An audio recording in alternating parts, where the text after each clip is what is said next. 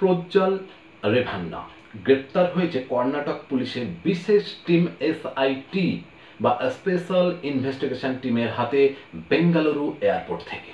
কিন্তু কে এই প্রজ্জ্বল রেভান্না? কি করেছে সে, আর কেনই বা মুখ্যধারার সংবাদ মাধ্যম এই বিষয়টিকে এত ধামাচাপা দেওয়ার চেষ্টা করছে? কে সে, সেই প্রশ্নের উত্তরে পরে আসছি। প্রথমে আসি, কি করেছে সে? সে তার শখ পূরণ করেছে। কি শখ? মহিলাদের ধর্ষণ করা এবং তার ভিডিও বানানো। প্রকৃতপক্ষে সে কত মহিলাকে ধর্ষণ করেছে তার অ্যাকচুয়াল ডেটা নেই। তদন্ত সূত্রে জানা গেছে যে সে প্রায় 100 সেক্স ভিডিও নিজে শুট করেছে এবং প্রায় 3000 সেক্স ভিডিও সে নিজে রেকর্ডিং করেছে। তার যৌন পীড়ন থেকে বাদ যায়নি বাড়ির কাজের মহিলা থেকে অফিস স্টাফ কেউই, বাদ যায়নি বয়স্ক মহিলাও। এইবারে আসছি, কে সে?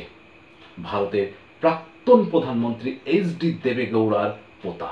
সে নিজে কর্ণাটকের এমপি এবং এই যে রানিং যে ভোট চলছে অর্থাৎ 2024 লোকসভা ভোটের প্রার্থী ছিল সে।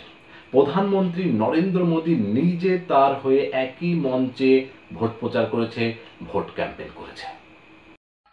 हासन लोकसभा से एनडीए के श्री प्रज्वल रेवन्ना और मंड्या से मेरे मित्र एचडी कुमार स्वामी